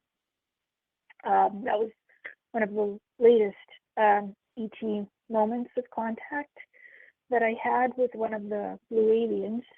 I've met some sphere beings. I've been on the biosphere ships of the Andromeda Council. That was an interesting experience, learning about their cultures, about their races, and they have many allies. And they're a huge council, and they help the Milky Way galaxy and the Andromeda galaxy as well. So they're looking out for people. I've even met Reiko Solandich's friend George. That was an interesting experience. I met his girlfriend Amaresh. Very lovely telepathic species. They're very telepathic, and they're seers. They can see the future. So they're the 13th dimensional race. And these guys can take on human form. They look like gray elephants, tall gray elephants, elephant people. I met a lot of different ETs. It's quite interesting. It's mind-boggling, about 100 different species. Hey, I consider myself an ET. I'm an Andromedan Palladian hybrid, and I'm changing physically. My DNA is evolving. So I don't consider myself completely human anymore because my star origins are not from this planet. I've visited this planet a few lifetimes, but it's not my primary home. I come from elsewhere as a star traveler. Do you have any questions about that? Yeah, about your star traveling. Yeah, but by all means, you can tell your story about that. When I said at the beginning, don't tell your life story, I was talking about here as a human on Earth. All the far out stuff out there. Yeah, go ahead, talk all about that. Yeah, sure. Well, I come from a planet called Kanatra. It's a fiery planet, and I could fly before. I used to have wings. And, I started from that, and I branched my way to the known universe, to the Andromeda Galaxy and the Milky Way Galaxy. That's where I've been living for the last couple past lifetimes. And, all of this is coming full force. It's coming back to the Earth. It's coming back to human origins and helping this planet ascend. I've helped other planets ascend as an ET being, and to just, keep everything harmonious, kind of like a police guardian, so to speak, making sure that there's no war here, there's no blow-ups here, keeping the reptilians out from this galaxy. It's been one of my most important missions. So that's how I actually met the Inner Earth group, the Anshar group, because they were quite concerned in the 2000s about the reptilians not coming back to this solar system. That was something I participated in many meetings. I sat in on meetings in Inner Earth, and I put that up as a short story. It's actually in a poetry book that came out in 2014, so that's out there floating about. It was on my website as well. So I have all kinds of meetings with different various ET councils. I sit on meetings and I listen and what's happening and the changes. I measure timelines. Can literally go out in space in a light body, float around and see what's going on, and then write about it in my presentations. That's ability that I've regained since the last 2 years of all my spiritual work and evolution. So it's been a wild ride, and it's quite a story. I've gone beyond fiction, and I live in an interesting new world for me, my experiences. And shame on all those people who are too closed-minded to believe that it's true. Well, that's their problem. Well, to each it's your own truth and what you believe in. I have no right to tell you what to believe in or how to experience and live your life. We all live our life to what we were born into and what our mission is in life. We all have our core experience, uniqueness of why we came to Earth and what we want to experience. Remember or not remember, That's the experience of Earth, of life here. To each it's different, unique. Yes, and okay. Just for the hell of it, I can't resist bringing this up, just as we got enough time to quickly mention it. Not going to discuss it in great detail, but I know on some of your past interviews, Michelle Wong brought this up. It also came up in conversation with that interview that Brad Johnson did with you and Captain K. I just want to make sense of why it is that the flat earth theory is not true, and it's not. The funny thing is, I had Alex Ansary on my show. He said a couple times during the interview, I've heard people talk about the flat earth theory with me, bring it up. I tell them, I don't want to hear it, shut up. And then the next week, I had Santos Bonacci on my show, by his fate would have it. It wasn't until 2 days before the interview with him that I found out that he was in the flat earth camp when I looked at a post on his Facebook page. And I realized I was going to have to debate him about that, because that's what I do on my show. I debate a lot. So I crammed like a college student cramming for a test. In the 36 hours before interviewing him, I watched one of his flat earth presentations and picked things that I was going to have to debate him about. So I wasn't really impressed with what he had to say. A lot of other people weren't impressed either. Well, I shouldn't say not impressed. I mean, the evidence that people put out to try to show the earth is flat.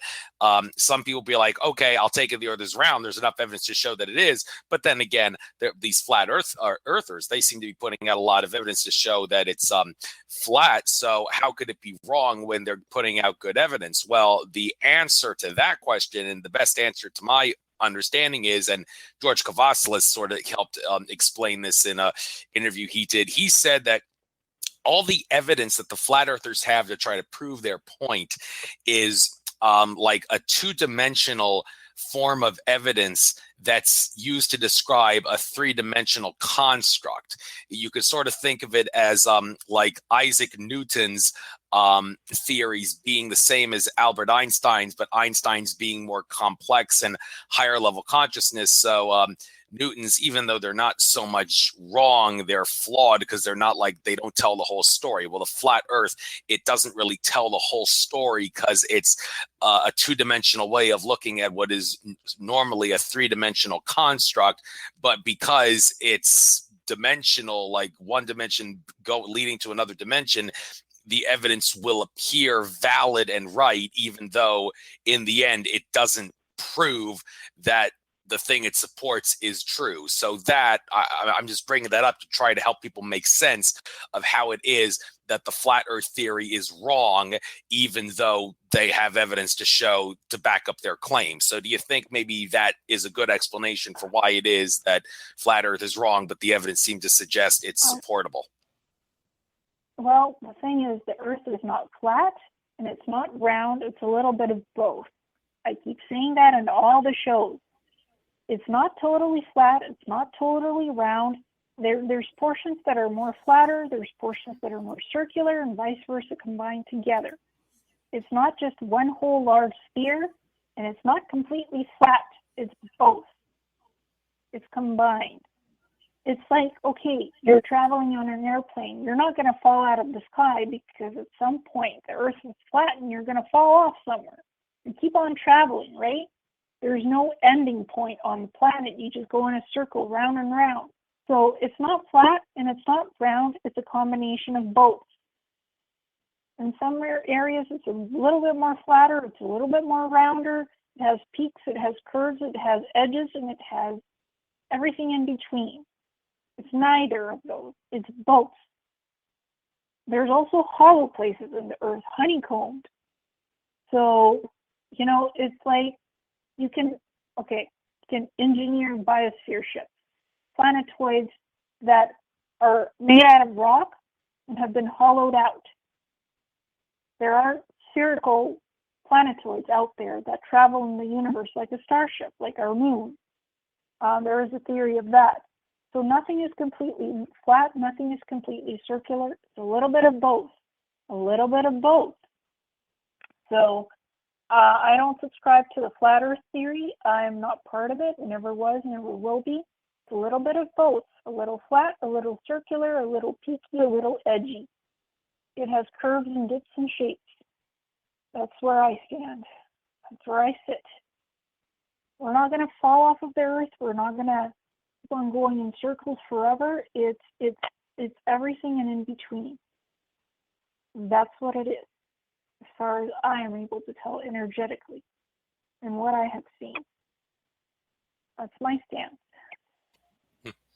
What's Thank you for yours? clarifying. Yeah, and I could also say the Earth cannot possibly be perfectly spherical. I mean, you take all the water off of the Earth, you're going to notice that there's a big dips in there. And when you get to the continents, that's when you're going way, way, way, way up with all the water having been gone. So, yeah, it's more egg-shaped than it would be spherical shaped, as others have said.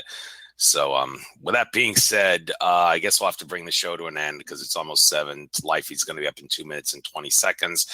So that said, Elena, I guess I'll tell you the same thing I tell all my guests. This is always the most emotional part of every show for me. This was a fascinating interview, to say the least. Learned a lot, covered a lot of subjects. And if you ever need a, not that you would need me to do this, but if you ever need a medium or something to get out because you want to get the word out about something, need a because if you ever get censored like you did with your site and you want another source to get your word out, by all means give me a buzz and maybe I could do like a half an hour to an hour special with you to get some information out and help you do that. But as far as me contacting you or any of my other previous guests that I've ever had on this show goes, I've always decided one of my goals from this show is to, she dropped. I think that was not intentional. It might have just been a accidental dropping. She didn't mean to do that. So, Elena, if you dropped by accident, that's a shame. Guess there's really no need to tell you that. I was just going to point out to you that because I'm on a mission to get as many different guests on my show as possible, probably want to ask you to come on the show again, but that's only because I need to keep getting a different guest on every week till the day I stop doing the show, which may very well be till you don't have to call in. It's okay. I was going to bring the show to an end in about in a couple seconds anyway. So with that being said, I'll bring this show to an end shortly. Just want to point out that my next guest, I will be having a Wednesday show. Brienne Forrester will be the guest on my show this upcoming Wednesday. Brienne Forrester, well known for all that stuff he's done with the elongated skulls and such.